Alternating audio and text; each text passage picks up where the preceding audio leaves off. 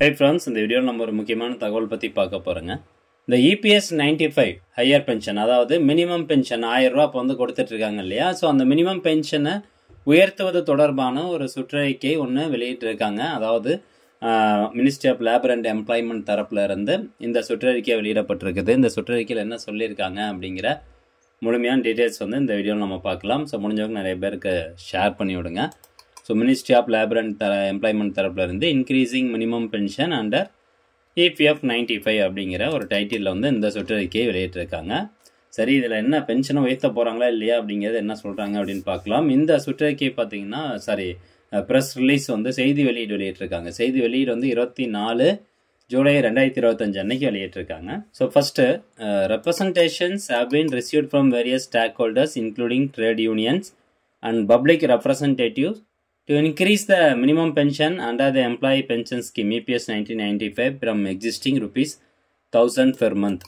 அதாவது various stock holders வந்து பப்ளிக்கிட்ட இருந்தும் எங்களுக்கு வந்து நிறையா கோரிக்கை மனு வருது. இந்த மாதிரி மாதம் மாதம் கொடுத்துட்டு இருக்கக்கூடிய அந்த மினிமம் பென்ஷன் குறைந்தபட்ச ஓய்வூதிய தொகை 1000 ரூபாயை வந்து உயர்த்த சொல்லி எங்களுக்கு எல்லா பக்கமும் இருந்து இன்ஃபர்மேஷன்ஸ் வருது. ஸோ இதுக்கு அகெயின்ஸ்டாக என்ன சொல்கிறாங்க அப்படின்னா, EPS 1995 is a defined contribution and defined benefit. So defined contribution அப்படின்னா ஏற்கனவே டிசைட் பண்ணிட்டு ஒரு பர்டிகுலர் கான்ட்ரிபியூஷன் ஒரு பர்சன்டேஜ் வந்து நிர்ணயம் பண்ணிடுவாங்க, அதை கான்ட்ரிபியூட் பண்ணணும். அதே மாதிரி நம்ம எவ்வளோ கான்ட்ரிபியூஷன் பண்ணுறோமோ அதுக்கான பெனிஃபிட் வந்து இருக்கும் பென்ஷன் ப்ளஸ் அவங்க வித்ட்ராவல் டிஃபைன்டு பெனிஃபிட் அப்படின்னு சொல்கிறாங்க. Is a social security scheme. The corpus of the employee pension fund is made up of இந்த கார்பஸ். அதாவது கார்பஸ் அப்படின்னா என்னது, இந்த எம்ப்ளாயி EPS பென்ஷன் ஸ்கீம் இருக்கு இல்லையா? ஸோ அந்த கார்பஸ் ஃபண்ட் வந்து எப்படி இருக்கும் அப்படின்னா, கான்ட்ரிபியூஷன் பை த எம்ப்ளாயர். எம்ப்ளாயர்னுடைய கான்ட்ரிபியூஷன் 8.33% ஆஃப் வேஜஸ். ஒரு எம்ப்ளாயினுடைய வேஜஸ் 10,000 ரூபா சம்பளம் அப்படின்னா அதில் 8.33% வந்து பென்ஷனுக்கு போகும். ரெண்டாவது, contribution from central government through budgetary support.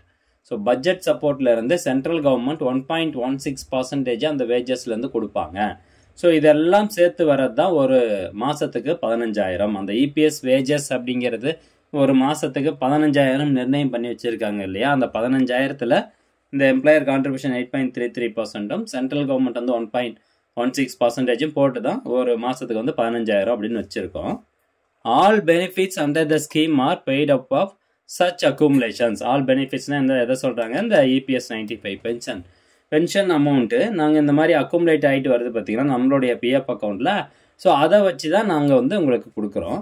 The fund is valued annually is mandated under paragraph 32 of the EPS 1995 and as per the valuation of the fund as on 31/3/2019 there is an actuarial deficit. பற்றாக்குறை இருக்குது அப்படின்னு சொல்கிறாங்க. அப்போது அதாவது இந்த fund வந்து வருஷம் central government தரப்புல இருந்து வேல்யூ பண்ணுவாங்க. எவ்வளோ காசு வந்து இருக்குது EPS 95ல கார்பஸ் அமௌண்ட் எவ்வளோ இருக்குது, நம்ம எவ்வளோ வந்து பென்ஷன் கொடுக்கணும், மாதம் எவ்வளோ பென்ஷன் கொடுக்கணும் அப்படிங்கிறத நிர்ணயம் பண்ணுறது வருஷம் பண்ணணும் அப்படிங்கிற மாதிரி சொல்லியிருக்கிறாங்க. இப்போ இந்த EPS 95 பேராகிராஃப் 32ல் வந்து என்ன சொல்கிறாங்க அப்படின்னு பாருங்கள். Valuation of the employee pension fund and review of the rate of contribution and quantum of the pension and other benefits. So ஒவ்வொரு வருஷமும் மத்திய அரசு வந்து என்ன பண்ணணும்னா, இந்த மாதிரி EPS 95ல் அக்யூமுலேட் ஆகிருக்கக்கூடிய அந்த அமௌண்ட்டை வந்து எவ்வளோ இருக்குது, இதுக்கு அகேன்ஸ்டாக நம்ம எவ்வளோ மினிமம் பென்ஷன் கொடுக்கணும் அப்படிங்கிறத வேல்யூவேஷன் பண்ணணும் அப்படின்னு சொல்கிறாங்க. ஸோ அந்த வகையில் கடைசியாக வந்து இந்த 31/3/2019 அன்னைக்கே வந்து வேல்யூவேஷன் பண்ணியிருக்கிறாங்க. வேல்யூவேஷன் பண்ண அந்த அமௌண்ட் வந்து பற்றாக்குறையாக இருக்குது, அதாவது பற்றாக்குறையாக இருக்குது அப்படிங்கிறத மட்டும் சொல்லி நிப்பாட்டியிருக்காங்க. அடுத்து பாருங்கள். However the government is providing a minimum pension of ₹1,000 per month to the pensioners under the EPS 1995 by providing budgetary support, which is in addition to the budgetary support of 1.16% of wages provided annually towards EPS Provident Organization அப்படின்னு சொல்கிறாங்க. அதாவது இதில் என்ன சொல்கிறாங்க, however அதாவது அவங்க வந்து valuation பண்ணியிருக்காங்க. EPS 95ல் இருக்கக்கூடிய கார்பஸ் அமௌண்ட் வந்து பற்றாக்குறையாக இருக்குது, இருந்தாலும் அப்படின்னு சொல்லி சொல்கிறாங்க. இருந்தாலும் அரசு வந்து உங்களுக்கு 1000 ரூபாய் மாதம் குறைந்தபட்ச பென்ஷன் தொகையிலேருந்து குறைக்கலை. இந்த 1000 ரூபாய் குறைவாக தான் இருக்குது அப்படிங்கிறத சொல்ல வராங்க. ஸோ இருந்தாலும் 1000 ரூபா வந்து மாதம் வந்து நாங்கள் கொடுத்துட்ருக்கோம். இதில் அந்த மத்திய அரசு வந்து 1.16% கான்ட்ரிபியூஷன் பண்ணுது பார்த்தீங்களா.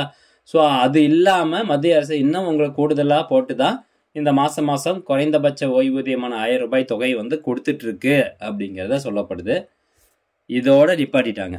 இந்த இன்ஃபர்மேஷன் வந்து யார் கொடுத்துருக்காங்க அப்படின்னா ministry of state for labour and employment. அவங்க வந்து ரிட்டன் ரிப்ளையில் வந்து கொடுத்துருக்குறாங்க. ராஜ்யசபாவில் கேட்ட கேள்விக்கு பதிலாக இந்த ஒரு ரிப்ளை வந்து கொடுக்கப்பட்டிருக்குது.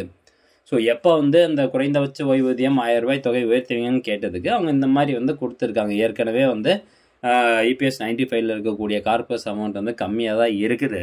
ஸோ அதனால் வந்து பார்த்திங்கன்னா மத்திய அரசு கூடுதலாக தொகை போட்டு தான் ஒவ்வொரு மாதமும் குறைந்தபட்ச ஓய்வூதியமான தொகை 1000 ரூபா வந்து கொடுத்துட்ருக்கு அப்படின்னு சொல்கிறாங்க. ஸோ இதுலேருந்து என்ன தெரியுதுன்னா ஃபர்தராக வந்து இந்த 1000 ரூபாயை வந்து 3000 உயர்த்துறது 7000 உயர்த்துறதுலாம் பாசிபிள் இருக்கா அப்படிங்கிறதுலே சந்தேகம் இருக்குது. ஸோ இந்த ஒரு இன்ஃபர்மேஷன் நான் உங்களுக்கு ஷேர் பண்ணணும்னு நினைக்கிறேன். சப்போஸ் வந்து உயர்த்துனாங்க அப்படின்னா கண்டிப்பாக நிறைய பேருக்கு இது ஹெல்ப்ஃபுல்லாக இருக்கும். ஏன்னா 1000 ரூபாய் வச்சுக்கிட்டு ஒரு வயசானவங்க வந்து எப்படி வந்து ஃபேமிலி ரன் பண்ண முடியும் அப்படிங்கிறதுலாம் ரொம்ப ஒரு கேள்விக்குறியான ஒரு விஷயந்தான். ஸோ பட் உயர்த்தினாங்க அப்படின்னா ரொம்பவே நல்லதாக இருக்கும். ஸோ இந்த தகவல் முடிஞ்சாலும் நிறைய பேர் ஷேர் பண்ணுங்கள். மீண்டும் அடுத்த ஒரு நல்ல பதிவில் சந்திக்கலாம். நன்றி, வணக்கம்.